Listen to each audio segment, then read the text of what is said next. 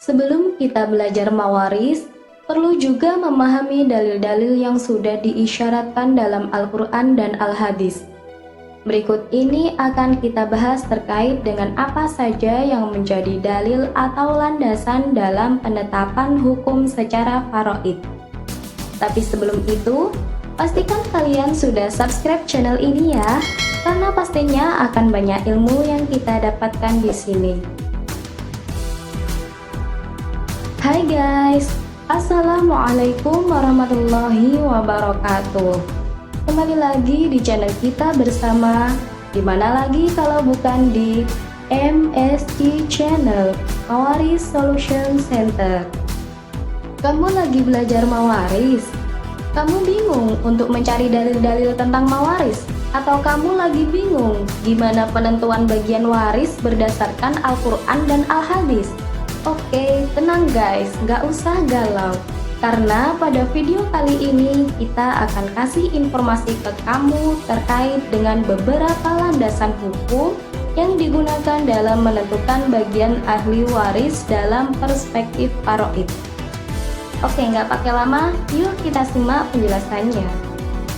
Ada beberapa landasan yang kita gunakan dalam memahami waris secara Islam.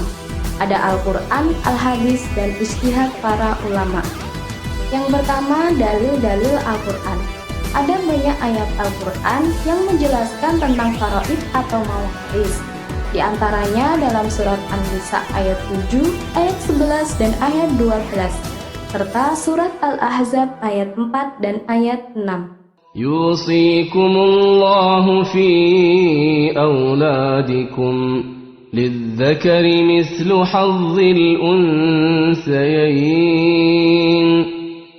فإن كن نساء فوق اثنتين فلهن ثلثا ما ترك وإن كانت واحدة فلها النصف ولأبويه لكل واحد منهما السدس مما ترك إن كان له ولد فإن لم يكن له ولد وورثه أبواه فلأمه الثلث فإن كان له إخوة فلأمه السدس من بعد وصية يوصي بها أو دين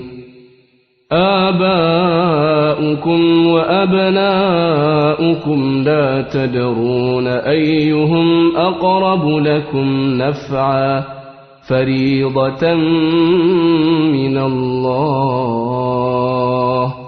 إن الله كان عليما حكيما.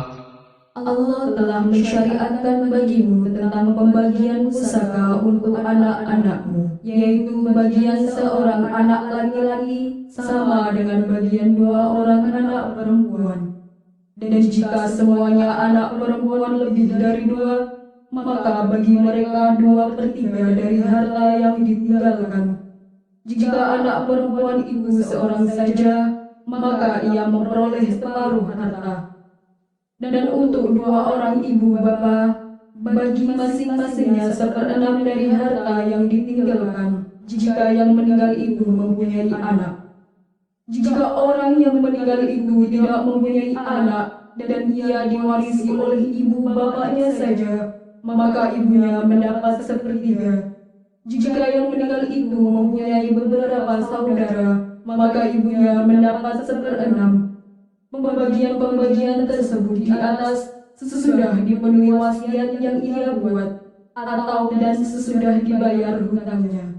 Tentang orang tuamu dan anak-anakmu, kamu tidak mengetahui siapa di antara mereka yang lebih dekat banyak manfaatnya bagimu. Ini adalah ketetapan dari Allah Subhanahu wa Ta'ala. Sesungguhnya Allah Maha Mengetahui lagi Maha Bijaksana.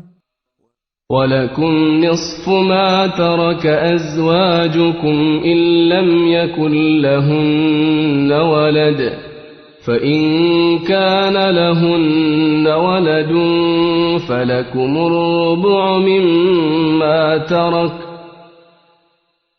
فإن كان لهن ولد فلكم الربع مما تركن من بعد وصية يوصين بها أو دين ولهن الربع مما تركتم إن لم يكن لكم ولد فإن كان لكم ولد فلهن الثمن مما تركتم من بعد وصية توصون بها أو دين وإن كان رجل يورث كلالة أو امرأة وله أخ أو أخت فلكل واحد منهما السدس فإن كانوا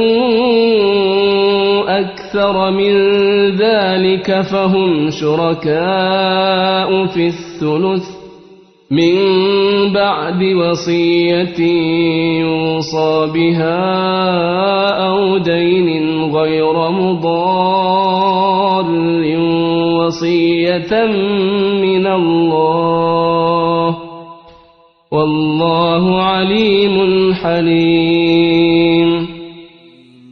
Dan bagimu suami-suami seperdua dari harta yang ditinggalkan oleh istri-istrimu jika mereka tidak mempunyai anak. Jika istri-istrimu itu mempunyai anak, maka kamu mendapat 1/4 dari harta yang ditinggalkannya sesudah dipenuhi wasiat yang mereka buat, atau dan sesudah dibayar hutangnya. Para istri memperoleh 1/4 harta yang kamu tinggalkan jika kamu tidak mempunyai anak. Jika kamu mempunyai anak, maka para istri memperoleh 1/8 dari harta yang kamu tinggalkan sesudah dipenuhi wasiat yang kamu buat, atau dan sesudah dibayar hutang-hutangmu. Jika seseorang mati, baik laki-laki maupun perempuan yang tidak meninggalkan ayah dan tidak meninggalkan anak, tetapi mempunyai seorang saudara laki-laki seibu saja, atau seorang saudara perempuan seibu saja, maka bagi masing-masing dari kedua jenis saudara itu 1/6 harta.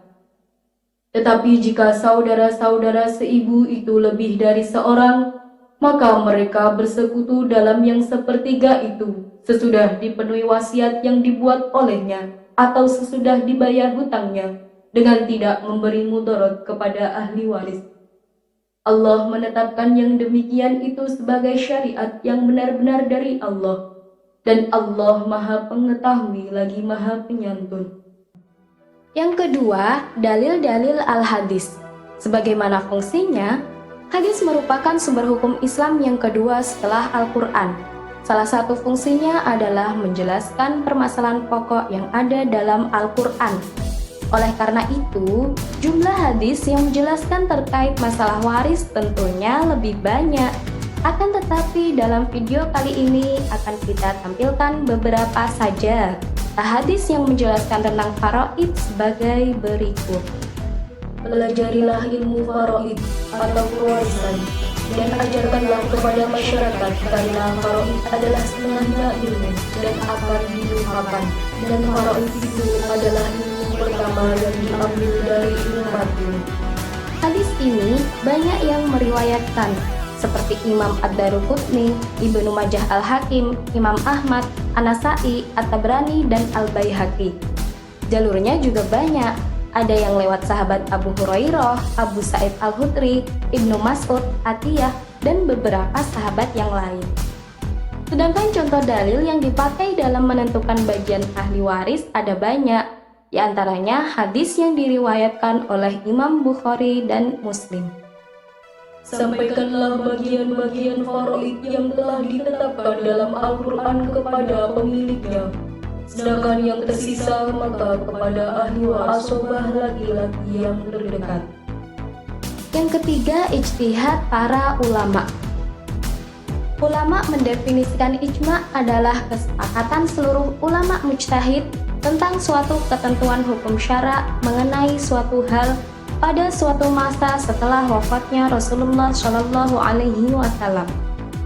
Sedangkan ijtihad yaitu pemikiran sahabat atau ulama yang memiliki cukup syarat dan kriteria sebagai mujtahid untuk menjawab persoalan-persoalan yang muncul, termasuk di dalamnya tentang persoalan pembagian warisan.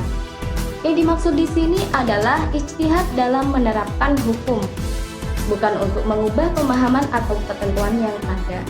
Misalnya, bagaimana apabila dalam pembagian warisan terjadi kekurangan harta, maka diselesaikan dengan menggunakan cara dinaikkan angka asal masalahnya.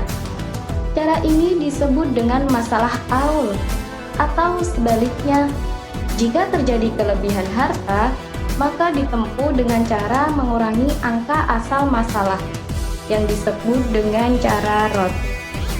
Jika dalam cara aul akan terjadi pengurangan bagian secara proporsional dari yang seharusnya diterima ahli waris, maka dalam cara rod akan terjadi kelebihan dari bagian yang seharusnya diterima oleh ahli waris. Persoalan yang muncul setelah wafatnya Rasulullah Shallallahu Alaihi Wasallam adalah persoalan-persoalan yang jarang terjadi dalam pembagian warisan dan bukan dalam masalah-masalah yang prinsip. Di antaranya adalah masalah aul atau pembulatan ke atas.